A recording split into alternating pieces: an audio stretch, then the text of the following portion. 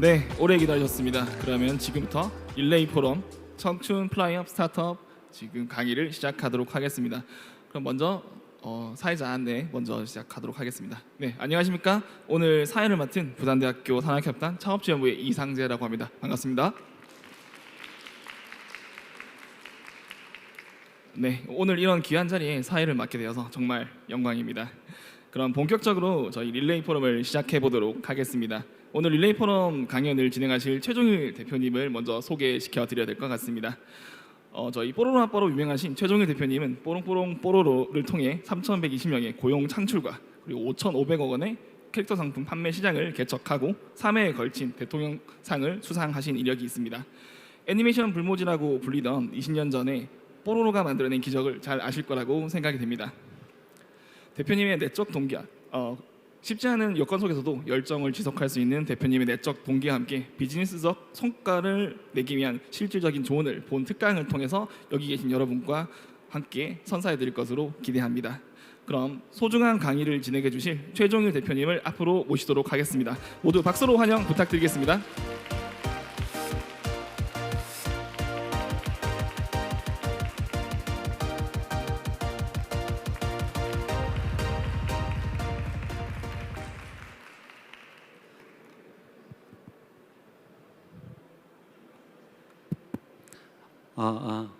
제 말 잘 들리시나요?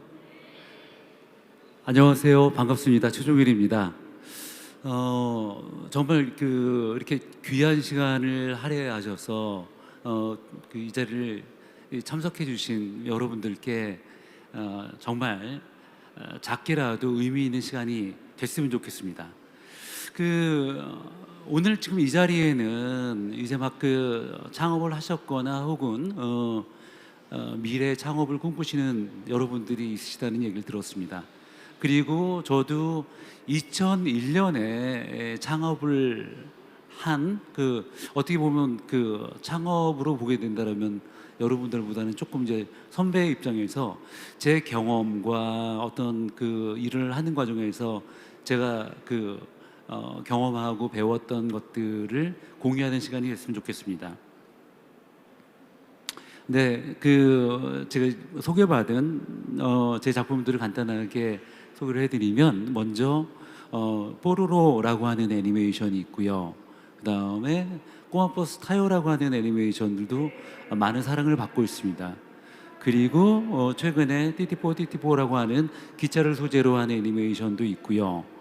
그리고 최근에는 잠망루피라고 해서 불가리를 비롯한 국내외 유명 브랜드들과 활발하게 콜라보레이션을 진행하면서 한국 캐릭터의 어떤 사업적인 지평을 좀 넓혀가는 역할들도 하고 있습니다.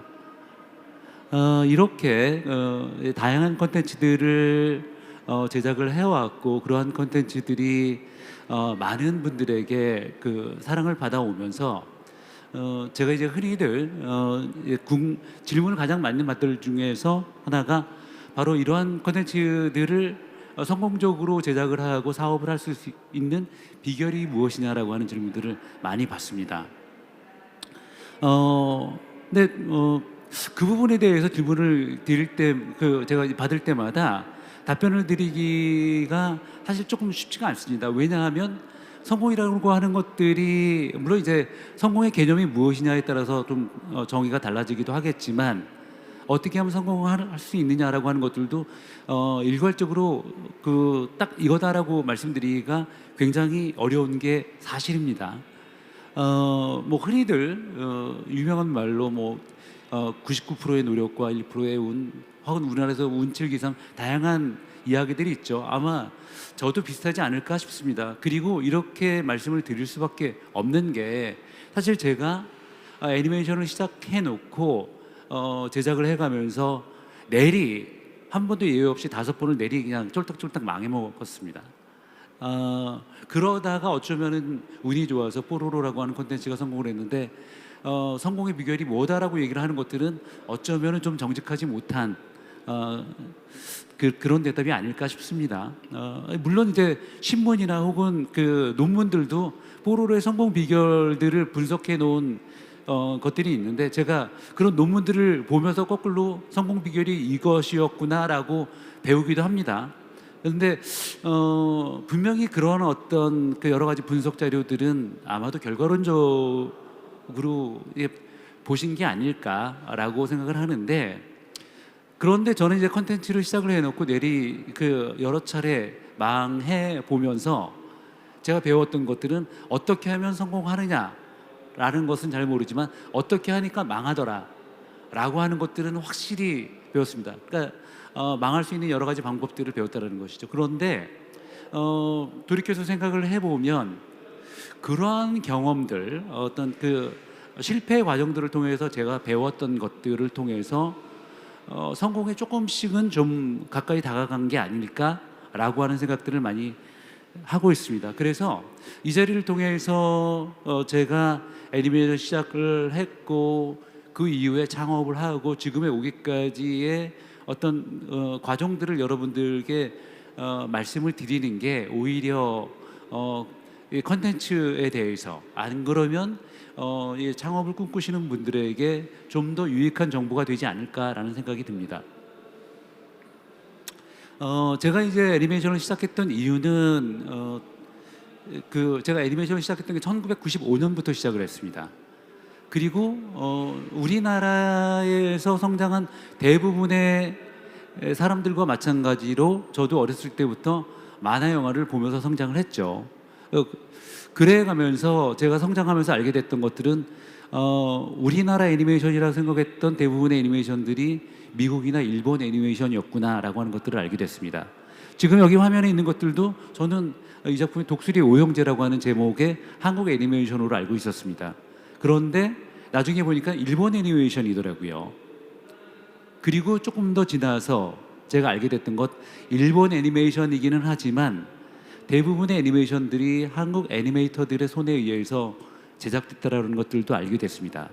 그 얘기는 한국에서 애니메이션을 제작할 수 있는 상당한 노하우가 있음에도 불구하고 그 미국이나 일본 애니메이션의 하청기지 역할을 하고 있었다라는 것이죠. 그래서 이게 대한민국의 어떤 애니메이션 산업이 굉장히 척박하기는 하지만 한편으로는 기회가 될 수 있겠다라는 생각을 갖고 이 애니메이션을 시작을 했습니다. 그래서 처음 제작했던 게 1997년에 녹색 전차 해모수라고 하는 애니메이션인데, 혹시 그 애니메이션 보신 분들이 있나요? 좀 그 연세가 있으시군요. 제가 그 처음에 굉장히 제가 애니메이션을 좋아했고 또 우리나라 애니메이션 제작의 기반이 있다라고 하는 희망을 갖고 제작을 했었고, 이 작품을 통해서 우리나라 애니메이션의 어떤 가능성, 한계를 확인을 했습니다. 제작을 하다 보니까 제가 기존에 배우고 공부해왔던 이런 것들은 철저하게 이론적인, 교과서에 나오는 그런 내용의 지식과 정보였었고, 실제로 현업에 들어가서 경험을 해보니 교과서에서 가르쳐 줄 수 없는, 가르치지 않는 많은 것들이 있다라고 하는 것들을 알았습니다. 그리고 애니메이션 제작과 관련해서도 분명히 우리나라의 애니메이션을 제작하는 뛰어난 애니메이터들이 있으나 그분들은 우리가 예를 들면 집 짓는 건축에 비교를 한다라고 하면 주로 이렇게 후반 작업들, 쉽게 얘기를 한다라고 하게 되면 설계도에 맞춰 갖고서 벽돌을 올리고 창문을 만들고 이런 분들이었습니다. 그런데 애니메이션을 제작하는 데 있어 갖고 그것보다도 훨씬 더 중요한 것들은 설계도를 만드는 과정이었습니다. 그걸 프리프로덕션이라고 이야기를 하는데, 프리프로덕션은 미국이나 일본, 소위 말하는 애니메이션 선진국들이 자기네들의 비밀, 노하우로서 축적을 하고 있었고 외부에 공개를 하지 않았습니다. 그러다 보니 우리나라에는 뛰어난 어떤 기능을 갖고 있는 분들이 있음에도 불구하고 애니메이션 제작을 제대로 할 수가 없었던 것이죠. 그래서 애니메이션을 제작하는 데 있어 갖고 중요한 게 프리프로덕션 과정이구나라고 하는 걸 이 경험을 통해서 알게 됐습니다. 그리고 나갔고 물론 이 작품에 대해서 상당히 많은 제작비를 투입을 했지만 50% 정도 그 손해를 봤습니다. 그리고 다시 제작을 했는데 이번에는 프리프로덕션의 중요성을 제가 뼈저리게 절감을 하고 있었기 때문에 국내에서 그리고 해외에서 애니메이션 프리프로덕션의 전문가들을 다 영입을 했습니다. 그 우리나라에서 부족한 부분들은 일본의 감독, 일본의 작가들 그리고 우리나라의 디자이너들, 우리나라의 PD들 이래서 그 당시에 소위 드림팀이라고 얘기를 해도 될 만한 정도의 그 제작 진영을 갖추고 의욕적으로 제작을 진행을 했는데 이 작품도 쫄딱 망했습니다. 오히려 그 첫 작품이 50% 정도 손해를 봤다라고 하면 이 작품은 70% 정도의 손해를 봤습니다. 그래서 그 당시에는 제가 창업하기 이전에 회사에 다닐 때였었는데 제가 다니던 회사가 사실 대기업의 계열사였지만 그 당시에 그 제가 애니메이션을 제작을 하고 사업을 망해 먹으면서 끼친 손해는 회사로서도 정말 이 뼈아픈 데미지였습니다. 근데 이제 물론 여러 가지 실패의 원인도 있었습니다. 제가 보지 못했던 많은 부분들도 있었고 또 하나는 그 당시에 97년 말에 우리 IMF 외환 위기를 맞이했었는데 국내 경기가 급속하게 얼어붙은 영향들도 분명히 있었다고 생각을 합니다. 제가 이때는 좋은 컨텐츠를 만들기 위해서 최선을 다했고 결과적으로도 만들어낸 컨텐츠의 아웃풋이 나쁘지 않았다라고 생각을 했습니다. 그런데 제가 간과했던 부분들은 마케팅이었습니다. 즉 좋은 작품을 만들면 그 퀄리티가 좋은 컨텐츠를 만들어내게 되면 소비자들은 알아서 사갈 것이다 라고 했던 것들은 저만의 착각이고 저만의 주관이었다는 것이죠. 좋은 컨텐츠를 만들기 위한 노력만큼이나 그 컨텐츠를 알리고 마케팅하기 위한 노력이 필요했음에도 불구하고 저는 첫 번째 실패에서 깨달은 건 중요한 그 좋은 컨텐츠를 만들어야 된다라는 것까지만 알았기 때문에 그 후반에 마케팅의 중요성을 또 간과했던 것이죠. 이제 그렇게 뭐 더 작품을 말아먹고 하다 보니 국내 경기는 점점 안 좋아지고 회사에서 더 이상 참아주지 못하고 애니메이션 팀 해산 결정이 내려졌습니다. 그리고 저는 다시 이제 그 이전에 했었던 기획조정실로 이제 그 복귀하라는 인사명령이 떨어졌지만 이거는 그렇게 현명한 결정이 아닌 것 같아라고 해서 여기서 포기하지 않겠다라고 생각을 하고 2001년에 그 회사를 그만두고 나와서 지금 제가 이제 몸담고 있는 아이코닉스라고 하는 회사를 설립을 했습니다. 그리고 나서 이제 다시 제가 애니메이션을 만들었는데 애니메이션의 이 아이코닉스의 창립 작품이죠. 수호정 미셸이라고 하는 애니메이션인데 이 애니메이션은 혹시 그림을 보면 연상되는 게 있으실지 모르겠는데 이 프랑스의 어린 왕자를 모티브로 해서 애니메이션을 제작을 했습니다. 그리고 이 애니메이션은 90%를 말아먹었습니다. 제가 애니메이션 회사를 만들겠다라고 했을 때 주위에서의 평가가 극과 극으로 이렇게 나뉘어졌었습니다. 아마도 거의 10명 중에 8명, 9명 정도는 안 돼. 그만둬. 너 여기서도 돈 아까운 줄 모르고 했지만 내리 네 번이나 말아먹었잖아. 그런데 지금은 경기가 극도로 안 좋은 IMF 외환 위기 때 직장 다니면서 그 직장이 없어지거나 혹은 기업에서 강력한 구조 조정을 하기 위해서 직원들 눈물을 머금고 직원들을 내보냈을 때 직원들은 거의 그 사형 선고를 받는 것 같은 암울한 시절이었거든요. 그때 나가서 회사를 만들겠다라고 하니까 참 철없는 용기를 가진 사람 정도로 생각을 했었고 그럼에도 불구하고 아주 일부는 또 저한테 응원을 해주셨습니다. 그래 대단하다. 쫓아낸 것도 아닌데 이 시기에 나가서 창업을 하겠다라고 하니 당신은 뭔가 좀 사고를 칠 것 같아 라고 응원을 해주시는 분들도 있었으나 이 작품을 망한 다음에 저에 대한 평가는 통일이 됐습니다. 저 바보구나 라고 하는 것이었죠. 근데 제가 이 작품을 만들어 놓고서 그때는 그 이전에 제가 배웠던 실패를 해가면서 배웠던 노하우가 있었죠. 일단은 좋은 작품을 만들어야 돼. 그리고 그 이 좋은 작품을 만들기 위해서 노력한 만큼 또 마케팅을 하기 위해서 많은 노력을 기울여야 돼라고 하는 것들을 배웠기 때문에 그대로 했었습니다. 그랬는데 왜 쫄딱 망했는가라고 보니 그 당시에 이 IMF 외환위기라고 하는 정말 어두운 시절에도 우리나라 캐릭터 산업계를 완전히 장악하고 있었던 콘텐츠가 있었는데 바로 포켓몬스타입니다.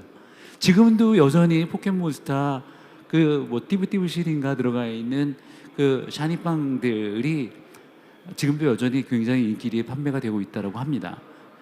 그리고 그 당시에는 지금보다도 그 붐이 훨씬 더 강력했었습니다. 그래서 그 제가 그 우리가 망한 다음에 알게 됐던 것들은 우리가 컨텐츠를 잘 만들고 또 마케팅을 하기 위해서 많은 노력을 기울이지만 중요한 거는 시장에서 경쟁을 피할 수가 없겠구나. 그러면 시장에서 경쟁을 한다라고 하면 경쟁자가 누구이며 그 경쟁자의 장점이 무엇이고 단점이 무엇이고 그러면 우리가 어떻게 경쟁자를 이길 수 있을 것인가 라고 하는 부분들에 대해서 보다 철저한 준비가 필요했는데 저는 그냥 우리 작품 좋게 만들고 우리 작품 판매하기 위해서 우리 작품의 장점은 부각시키면 되는 거 아닌가? 라고 하는 생각이었었는데 또다시 제 생각이 너무 그 시장에서 그 성공을 쟁취하기에는 부족한 부분이 많았다라고 하는 것들을 또 알게 됐죠. 그래서 거의 이제 회사는 문 닫을 지경이 됐지만 어쨌든 우리가 할 수 있는 영장들은 아마도 이제 마지막이 될 것 같은데 다시 한번 준비를 하고 도전을 하자라고 생각을 했습니다.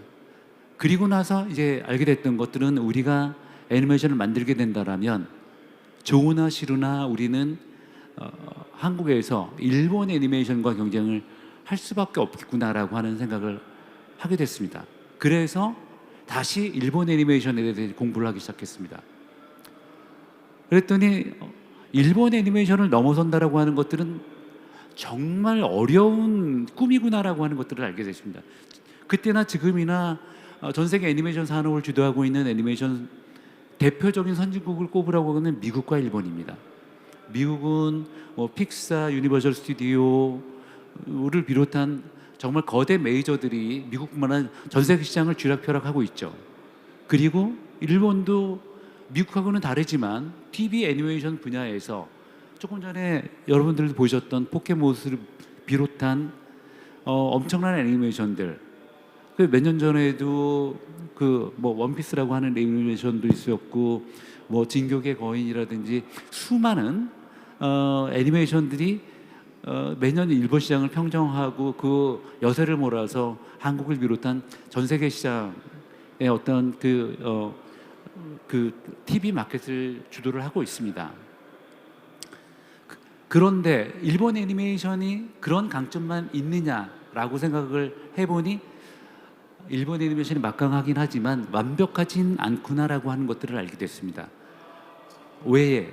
왜냐라고 해서 그 원인을 찾아보니까 일본은 사실 내수 시장이 막강하죠. 1억 2천만이 넘는 인구가 형성하고 있는 시장이 있기 때문에 일본 애니메이션은 철저하게 먼저 일본의 애니메이션 소비자들을 위한 콘텐츠들을 만들어냅니다. 그래서 일본의 애니메이션의 특징 중에 하나가 되게 자극적이라고 하는 것이죠. 폭력적이고 선정적이고 뭐 예를 들면 뭐 짱구는 못 말려라든지 어린이들도 보지만 되게 선정적인 애니메이션이죠. 우리 제가 조금 전에 말씀드렸던 원피스라든지 진격의 거인이라든지 보면 되게 잔인합니다. 그렇게 그 일본 애니메이션이 자극적인 이유는 일본에서 워낙 많은 애니메이션들이 쏟아져 나옵니다. 거기서 일본 시청자들의 시선을 잡기 위해서 점점 더 자극이 높은 방향으로 일본 애니메이션이 발전해 나갔던 것이죠. 그러다 보니 일본 애니메이션은 주로 그 소비자 그룹들이 어린이, 청소년, 성인층으로 이제 분포가 되어 있습니다. 그래서 지금까지 제가 제작해왔던 어린이용 애니메이션으로 일본 애니메이션과 경쟁을 하는 것들은 우리 컨텐츠의 경쟁력, 완성도를 아무리 높인다 하더라도 당분간 쉽지 않겠다라고 하는 생각을 했습니다. 그래서 일본 애니메이션과의 경쟁을 염두에 두고서 지금까지 제작해왔던 아동 애니메이션이 아니라 다른 애니메이션, 그게 유아용 애니메이션을 만들자라고 결정을 했고, 그게 뽀로로라고 하는 애니메이션이 만들어지게 된 계기였습니다. 그렇게 유아용 애니메이션을 제작하자라고 결정을 했는데, 사실 유아용 애니메이션은 제가 지금까지 만들어왔던 그 영역이 아니었습니다. 그래서 여기에서 그러면 어떻게 접근해 나갈 것인가, 철저하게 우리가 해야 되는 것들은 그 전에 이 부분을 다시 한번 말씀을 드린다라고 하게 되면 지금 이렇게 그 뽀로로라고 하는 애니메이션을 만들기까지 그 첫 번째 녹색전차 해모수, 마지막에 수호요정 미시레라는 콘텐츠까지도 철저하게 5번의 실패, 5번의 그 아동용 애니메이션을 만들면서 실패를 경험을 했는데, 그런 경험을 통해서 그 애니메이션의 완성도를 높이고 마케팅을 잘해야 되고 경쟁자를 분석하고 경쟁자를 이길 수 있는 전략을 만들어내야 되는구나라고 하는 것들을 정말 값비싼 수업료를 지불해가면서 알게 됐죠. 예, 그 과정에서 알게 됐던 것들은 일단 제가 다른 성공한 콘텐츠들을 분석을 하고, 성공한 콘텐츠가 아니더라도 그 성공했던 제품들이라든지 사람들에 대해서 학습을 해보니 대체로 성공한 어떤 레코드를 갖고 있는 분들이 저랑 비슷한 과정을 겪었구나라고 하는 것들을 알게 됐습니다. 즉 유명한 스포츠 스타, 안 그러면 그 유명한 기업인들, 그런 분들이 실패를 경험한 게 아니라 그분들도 여전히 실패를 통해서 성공으로 가는 노하우를 축적했다라는 것이죠. 당장 유명한 케이스가 지금 이 화면에 있는 백열등금, 그 미국의 발명왕 토마스 에디슨이 백열전구를 발명을 했는데, 백열전구를 발명할 때까지 정말 수많은 실험을 했다고 합니다. 그래서 나중에 간신히 빛이 반짝반짝 하다가 꺼지는 백열전구를 만들어냈는데, 그때 이제 인터뷰를 하는데 기자가 질문했답니다. 그렇게까지 실패를 했으면 좌절하고 포기를 했을 만도 한데 어떻게 끝까지 그 실험을 밀어붙이셨습니까? 라고 대답을 했을 때 에디슨이 답하기를, 나는 단 한 번도 실패한 적이 없다. 지금까지 실험을 통해서 100가지가 넘는 불이 켜지지 않는 전구를 만들어내는 방법을 알아냈고, 한 가지 불이 켜지는 전구를 만들어내는 방법을 알아냈을 뿐이다 라고 답을 했다고 합니다. 근데 그게 에디슨이 자기의 어떤 실패를 커버하기 위한 단순한 수사였을까요? 그렇지가 않습니다. 그 미국의 유명한 투자자 프레디 윌슨이라는 사람이 판매 성공의 통계라고 하는 것들을 발표를 했는데, 뭐 지금이야 어떤 그 사업 구조들이 전 세계적으로 많이 바뀌었기 때문에 달라졌지만, 사실 미국도 1980년대, 90년대까지 마케팅의 어떤 주류 중에 하나가 당시 우리나라랑 비슷하게 방문 판매가 많았었습니다. 어떤 우리나라에서 뭐 보험, 신문, 그밖에 우유 뭐 그런 것들뿐만 아니라 방문 판매로 판매를 이루어지는 것들이 되게 많았는데, 그때 이 방문 판매를 하는 영업사원들의 행태를 보니 이 방문 판매를 하는 사람들의 한 100명이면 48명 정도는 판매를 하기 위해서 가가오 방문을 하는 시도를 하기를 되게 주저한다라는 것입니다.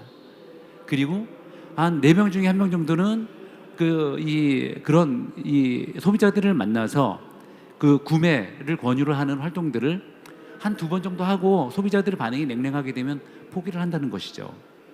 그리고 판매자의 단지 12% 정도가 판매를 하기 위해서 자기가 거절당했음에도 불구하고 4번 이상 시도를 한다라고 하는 이 관찰 결과를 발표를 했습니다. 그런데 그 소비자 사이드로 관찰을 해보니까 소비자들이 어떤 신제품을 구매를 처음 세일즈맨이 와갖고 구매를 하는 것들은 50명 중에 1명 정도가 그럼 한번 써볼까요? 라고 한다는 것이죠. 그리고 한 3% 정도는 2번 정도의 접촉을 통해서 구매를 결정을 하고 5% 정도는 3회 정도 만났을 때, 그리고 10% 정도 4회 정도를 세일즈맨을 만났을 때 구매를 하는 비율이 대략 10%다. 그리고 나머지 80%는 적게는 5회, 많게는 20회 정도의 접촉을 통해서 이루어진다는 것이죠. 즉 이렇게 보게 되면 이 세일즈맨의 경우는 4번 이상 판매를 하기 위해서 소비자들을 만나는 경우가 단지 12%, 그러니까 10명 중에 1명 정도 남짓인데, 소비자들이 사는 것들은 적어도 5회에서 20회 정도 세일즈맨들을 만나고 판매를 결정하는 게 전체 중에 80%라는 것이죠. 그러니까 이 전체 구매자 중에 80%를 만나는 사람들은 여기서 이렇게 보게 되면 판매자 중에 12% 미만이 되겠죠, 당연히. 그러니까 중간에 포기를 하는 사람들은 당연히 성공하기 좀 어렵다는 것이죠. 그렇기 때문에 결국은 이렇게 이 세일즈맨들도 소비자들을 만났을 때 처음에 어떻게 설명해야 될지, 소비자가 어떻게 나올지에 대해서 되게 두려울 겁니다. 그렇지만 소비자들을 여러 차례 만나면서 내가 어떻게 설명을 할 때 소비자들이 조금 더 설득이 되는구나, 그리고 소비자들이 원하는 설명 방식은 무엇이구나 라고 하는 것들에 대해서 알고 들어가면서 점점 성공의 가능성이 높아진다는 것이겠죠. 그래서 뭐 이런 과정들을 통해서 이제 알게 됐던 것들은, 세일즈맨들이 소비자들을 만나는 것들을 주재하는 이유는 거절당했을 때, 판매를 실패했을 때에 대한 두려움일 겁니다. 그렇겠죠. 그런데 실패는 결과가 아니라 그 성공으로 가는 과정, 즉 도전의 일부라는 것이죠. 만약에 실패를 결과로 받아들이게 된다라고 하게 되면 그야말로 이제 루저가 되는 것이겠죠. 또 하나는 관점입니다. 제가 애니메이션을 시작할 때만 하더라도 우리나라에서 애니메이션 제작은 이미 사양 산업이다라고 하는 얘기들을 많이 들었습니다. 1980년대 여러분들은 잘 모르시겠지만 우리나라가 전 세계에서 팔리고 있는 나이키, 아디다스, 일본의 리복, 이런 유명 브랜드들 두 켤레 중에 한 켤레가 메이드 인 코리아였다라고 했었습니다. 그래서 그 당시에 운동화 제조하고 수출하는 기업들이 대한민국 10대 기업에도 들어가 있었습니다. 그런데 우리나라 80년대 중반을 지나가면서 우리나라 근로자들의 인건비가 급격히 상승이 되면서 한국에 제조를 맡겼던 유명 브랜드, 글로벌 유명 브랜드들이 이 한국은 인건비가 너무 올랐어, 인건비가 더 싼 인도, 중국, 인도네시아 이런 인건비가 싼 지역들로 공장들을 많이 옮겨갔습니다. 그러다 보니까 한때는 운동화 제조업이 굉장히 고부가치 산업이었다 순식간에 나락으로 갔죠. 애니메이션도 마찬가지였습니다. 제가 처음에 말씀드렸지만 미국이나 일본의 많은 애니메이션들이 한국 애니메이터들의 손에 의해서 만들어졌습니다. 그런데 80년대 후반 90년대를 거쳐가면서 한국의 애니메이터들의 인건비도 상승이 됐습니다. 그렇게 애니메이터들의 인건비가 올라가다 보니까 역시 애니메이션도 운동화 산업과 마찬가지로 그 애니메이션 하청 기지들이 점점 더 애니메이터들의 인건비가 싼 나라들로 이전해 갔습니다. 그래서 80년대만 하더라도 우리나라에서 실력 있고 그 일을 잘하는 애니메이터들 같은 경우에는 그 애니메이션 회사 사장하고 비교를 해도 월급이 적지 않을 정도로 그 당시에는 일하는 만큼 돈을 벌었으니까 그 인건비가 굉장히 높았을 때였거든요. 그랬었는데 90년대 중반을 지나면서 이제 애니메이션을 하기 위해서는 우리보다 인건비가 싼 중국의 애니메이터들과 가격 경쟁을 해야 됐던 겁니다. 그러니 이제는 그 고부가 가치 사업이 아니라 아주 그 열악한 사업이 됐던 것이죠. 다른 산업의 인건비는 급격하게 올라갔는데 그 애니메이터로 살기 위해서는 중국이나 인도 애니메이터들의 인건비와 싸워야 되니 말이 안 됐죠. 그렇지만 저는 그때 그러면 한국에서 국산 애니메이션을 만들면 되지 않겠느냐라고 생각을 했던 것이죠. 그리고 많은 사람들이 그거는 정말 황당한 생각이고 어리석은 생각이다라고 했지만 만약에 제가 다른 많은 사람들이 생각을 했듯이 애니메이션을 사양 산업으로 생각을 하고 이건 도저히 한국에서 가능성이 없다라고 판단을 했다라고 하게 되면 애니메이션을 시작 못했을 겁니다. 그리고 이제 다시 돌아가서 중요한 건 선택과 집중입니다. 제가 그 유아용 애니메이션을 만들겠다라고 결정한 이후에 그럼 어떤 애니메이션을 만들어야 되느냐라고 했을 때 그 유아용 애니메이션에 수많은 경쟁자들이 있지만 그 시장을 주도하고 있는 게 누굴까? 우리가 그 시장을 리드하고 있는 선도자와 경쟁을 해서 이길 수 있다라고 하게 되면 우리 콘텐츠 충분히 사업적으로 가능성이 있을 것이다라고 생각을 했습니다. 그 당시에 그래서 조사를 해본 결과 그 전 세계적으로 가장 지명도가 높은 콘텐츠는 지금 있는 아기 그 펭귄 핑구라고 하는 애니메이션이었습니다. 아마 여러분들도 보신 분들도 많이 있을 거라고 생각을 하는데 이 핑구라고 하는 애니메이션은 보시면 펭귄 가족들의 이야기입니다. 주인공이 있고 아빠, 엄마, 그리고 동생, 펭귄 가족들의 이야기인데 오케이, 그러면은 핑구를 우리의 경쟁자로 선정을 하고 핑구를 이길 수 있는 전략을 만들어 보자라고 생각을 했습니다. 경쟁자를 이길 수 있는 전략은 두 가지가 필요했습니다. 하나는 당연히 애니메이션을 더 재밌게 만들어야 되겠죠. 그렇지만 그것만으로는 충분하지 않았습니다. 우리에게 필요한 또 한 가지는 차별화된 컨셉, 차별화된 이미지가 필요하다는 것이었습니다. 왜냐하면 이미 시장을 주도하고 있는 강력한 인지도를 구축하고 있는 경쟁자가 있을 때 더 재미있는 게 나왔다 하더라도 그런 것들은 시장 선도자의 인지도만 더 높여주는 그런 역할을 할 가능성이 높았습니다. 그러면 어떻게 차별화된 컨셉을 만들 것인가? 차별화된 컨셉, 말은 간단하지만 사실 굉장히 풀기 난해한 문제입니다. 그래서 차별화된 컨셉을 만들어내기 위해서 고민을 하고 많은 이제 그 유아용 콘텐츠들을 시청을 했습니다. 그러다 보니까 제가 알게 됐던 게 대부분의 유아용 콘텐츠들은 에듀테인먼트 콘텐츠로서의 속성을 갖고 있구나라고 하는 것들을 알게 됐습니다. 에듀테인먼트 콘텐츠라고 하는 것들은 기본적으로 교육용 콘텐츠로서의 어떤 그 내용을 담고 있다는 것이죠. 그 오락적인 내용보다는 그 아이들에게 무언가를 가르치는 게 중요하다라고 생각했던 것이죠. 그렇지만 너무 그 교육만 강조하다 보면 콘텐츠가 다소 무미건조해질 수가 있기 때문에 거기에 오락적인 내용, 엔터테인먼트를 살짝 그 옷을 입힙니다. 그래서 에듀테인먼트 콘텐츠라고 얘기를 하시죠.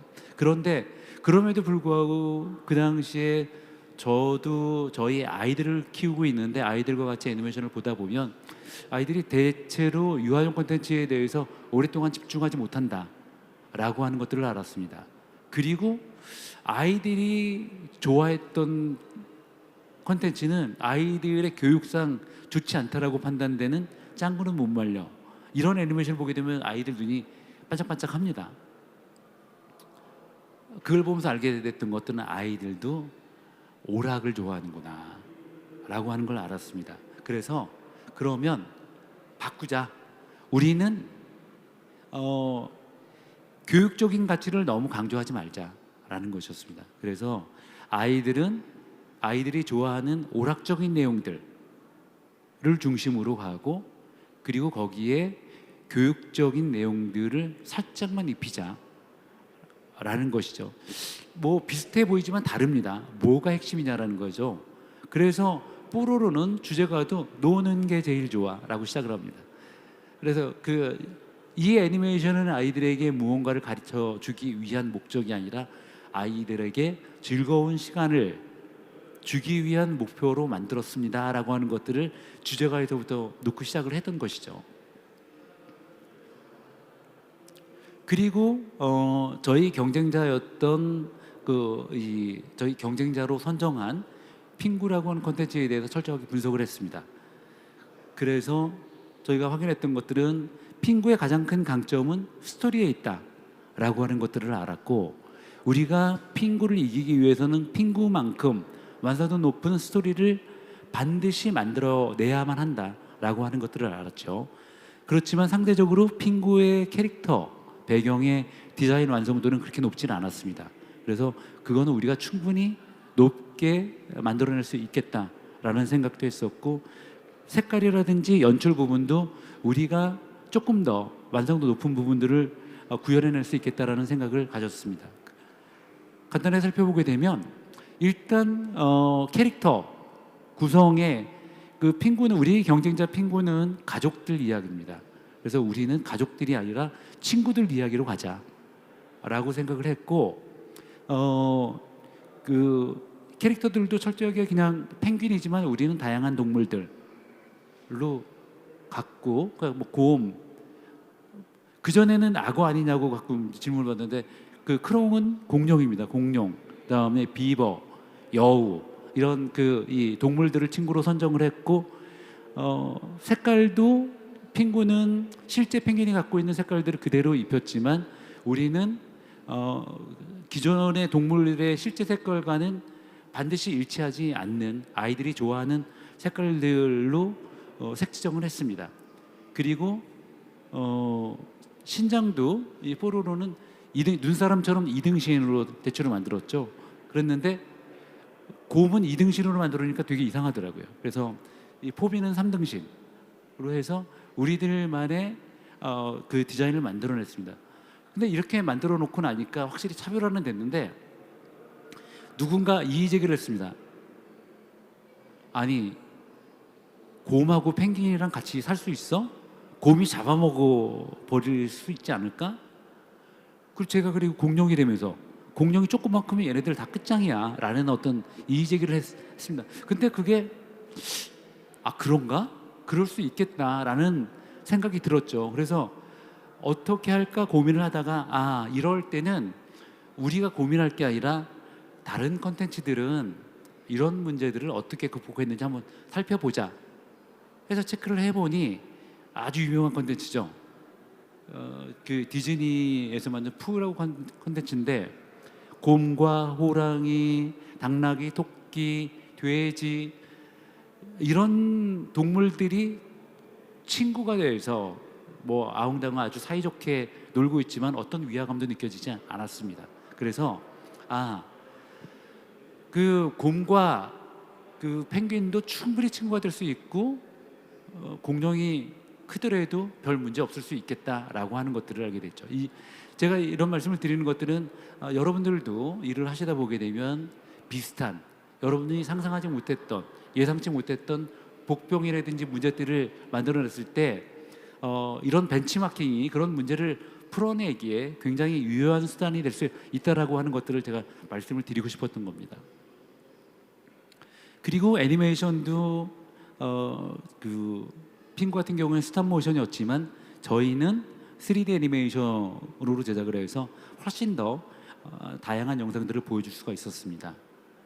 그렇게 해서 뽀로로가 2003년, 내년이면 20주년이 되는데 2003년에 방송이 돼서 국내 해외에서 다양한 기록들을 만들어냈고 유아용 콘텐츠로서는 지금도 여전히 세계에서 가장 이 누적 조회수가 많은 기록을 가지고 있습니다. 제가 아까도 계속 실패에 대해서 이제 말씀을 드리는데 그 실패를 두려워하는 것들 중에서 그런 게 있습니다.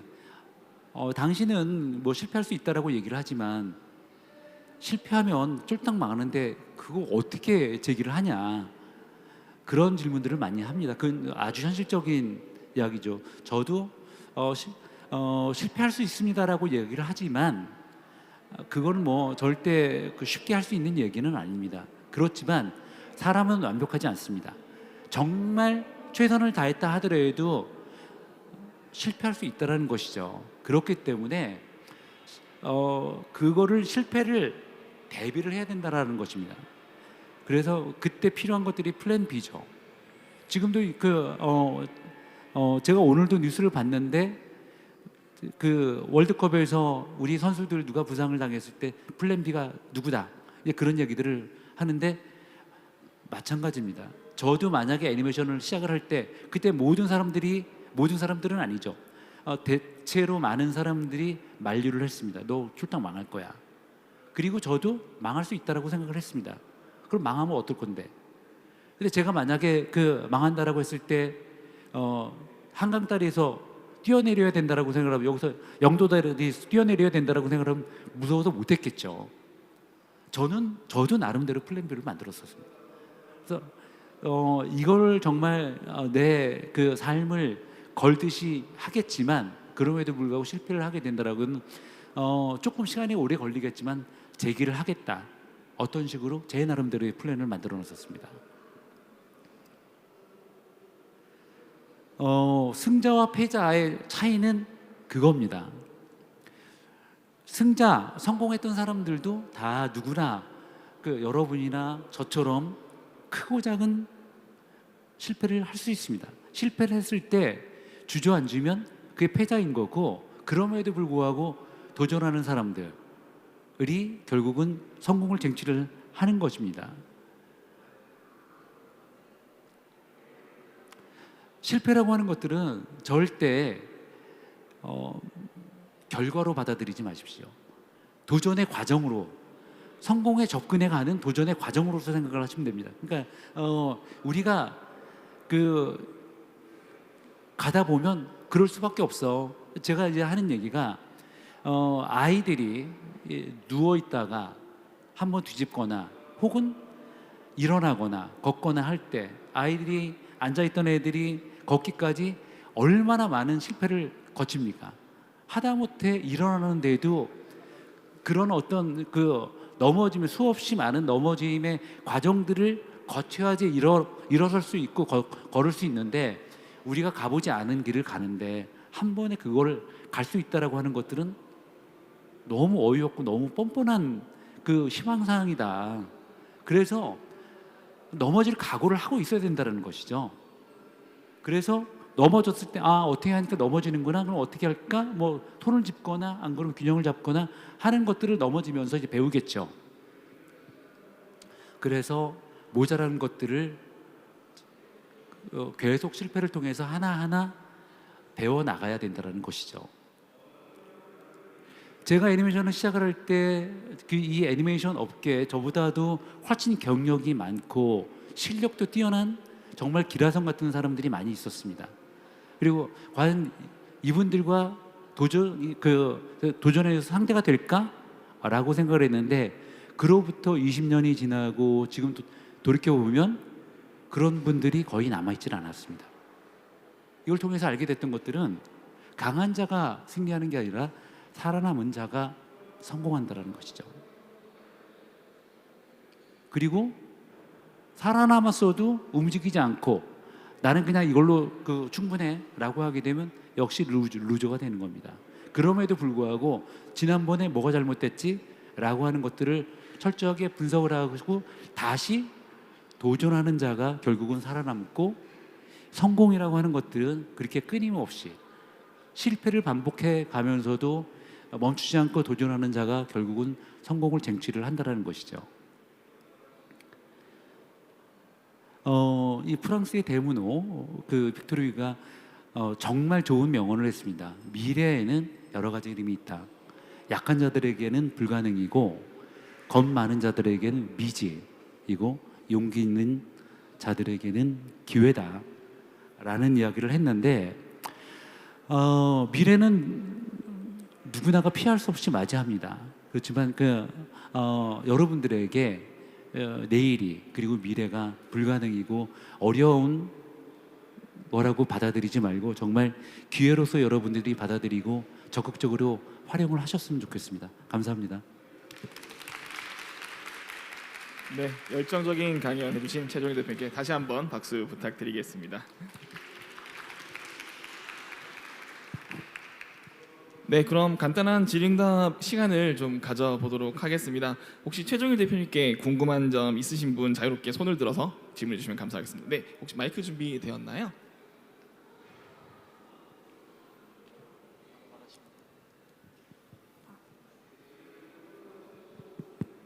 네, 대표님 오늘 강의 정말 잘 들었습니다. 제가 두 가지 질문이 있는데, 하나는 루피가 무슨 동물인지 궁금하고요. 하나는 대표님께서 이렇게 걸어오신 길에 혹시 조언을 해주셨다든지 멘토가 있으신지 조금 궁금합니다. 루피는 비버입니다. 일단 비버라는 거 말씀드리고,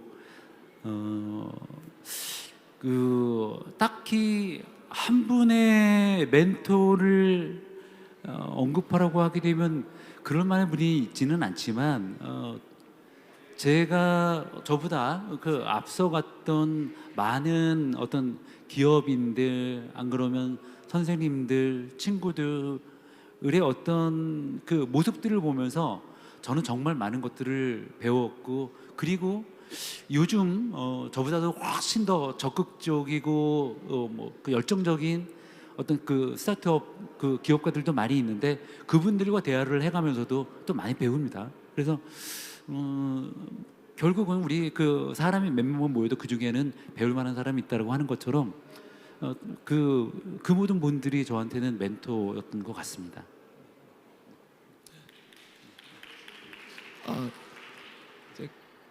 저희가 수많은 질문을 들어보고 싶지만 추가로 더 이상 질문을 못 받을 것 같아서 마지막 질문 받아보도록 하겠습니다.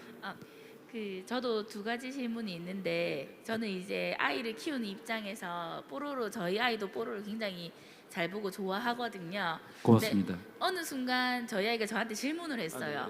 엄마, 뽀로로가 옷을 입고 있어. 예, 1편에서는 옷을 안 입고 있다가 갑자기 옷을 입게 된 이유하고, 대표님이 지금 현재 만약에 경쟁자를 뽑는다면 어느 경쟁자로 뽑을 수 있는지 한번 궁금합니다. 뽀로로 친구들이 다 옷을 입고 있는데, 그 이전에 왜 안 입다가 옷을 입었냐라고 질문을 하시는 분들이 가끔 계세요. 그런데 그거는 사실 이 캐릭터는 아까 제가 말씀드렸지만 뽀로로가 나온 지 내년이면 20년입니다. 보면은 새로운 캐릭터들도 많이 나왔고, 실질적으로 인식하지 못하시는 분들이 대부분이기는 하지만 뽀로로의 캐릭터들도 디자인이 사실 많이 좀 바뀌어 왔습니다. 그런데 그 디자인을 바꾸는 것들을 기존에 그대로 놓고 바뀌게 되면 사람들이 눈썰미가 좋아서 바로 이제 파악을 하세요. 그래서 헬멧 바꾸고 옷을 입히면서 그 디자인들을 좀 많이 바꿨습니다. 그러다 보니까 그분들은 주목하는 게 왜 옷을 입었지? 라고 하는 것에 주목을 하시지, 디자인이 바뀌었다는 거에 대해서 별로 이렇게 신경을 안 쓰시는데, 사실 옷에 특별한 의미가 있는 것보다는 디자인을 바꾸기 위해서 기존에 저희가 만들었던 디자인이 부족한 부분들이 있구나라고 하는 것들을 뒤늦게 발견해서 그걸 보완하는 과정 속에서 옷도 입히게 됐습니다. 그리고 경쟁자는 저는 이제 그렇게 생각을 합니다. 제가 뽀로로를 만들 때 처음 우리의 경쟁자가 누구일 것인가? 세계 시장을 주도하고 있는 핑구라고 하는 콘텐츠가 우리의 경쟁자가 될 것이다라고 생각을 했었지만 핑구의 제작자는 뭐라는 거야? 아마 그랬을 겁니다. 당연히 그때는 의식도 못하고 신경도 쓰지 않았을 거라고 생각을 합니다. 그런데 이제 시간이 지나가면서 저희 회사가 한국에서 지명도가 있고 유아용 애니메이션의 굉장히 대표적인 회사가 되다 보니까 이제는 한국의 많은 애니메이션 회사들 그리고 제가 알지 못하는 많은 외국의 스튜디오들이 다도 뽀로로, 다도 아이코닉스를 목표로 해서 애니메이션을 제작한다라는 얘기를 많이 듣습니다. 그래서 누구인지는 모르지만 사실 그 모든 분들이, 그 모든 스튜디오들이 저희에게는 경쟁자가 되겠죠. 그래서 이게 무서운 게 누군가가 우리를 넘어서기 위해서 많은 노력들을 하고 있는데 그럼 우리는 어떻게 해야 될 것인가? 우리는 우리 나름대로 더욱더 완성도를 높이고 좀 더 오랫동안 더 많은 사랑을 받기 위해서 노력을 해야 하는 수밖에 없다라고 생각을 하고 있습니다. 네. 네, 답변 감사합니다. 더 많은 질의 받고 싶지만 저희가 주어진 시간이 마감되다 보니 안타깝게 더 많은 질문은 받지 못하는 점 양해 부탁드리겠습니다. 그럼 저희 오늘 소개해 주신 최종일 대표님께 박수로 보내도록 하겠습니다. 박수 부탁드리겠습니다. 감사합니다. 네, 고생하셨습니다. 네, 그럼 이로써 오늘 준비한 릴레이 포럼은 이것으로 종료를 하려 합니다. 오늘의 포럼이 참가자 여러분에게 큰 도움이 되기를 기도하겠습니다. 그리고 한 가지 추가로 안내를 드리도록 하겠습니다. 저희 무대 뒤편에 있는 QR코드들이 놓여져 있는데요. 만족도 조사를 QR코드에 참석하시고 경품을 추첨을 통해서 제공될 예정이니 참가하신 분들은 모두 시간 내주셔서 QR코드로 만족도 조사를 꼭 진행 부탁드리겠습니다. 그럼 자리해주신 여러분들께 모두 감사 인사드리고 오늘은 이대로 릴레이 포럼 마치도록 하겠습니다. 저 오늘 사회 맡은 이상정입니다. 오늘 고생하셨습니다. 감사합니다.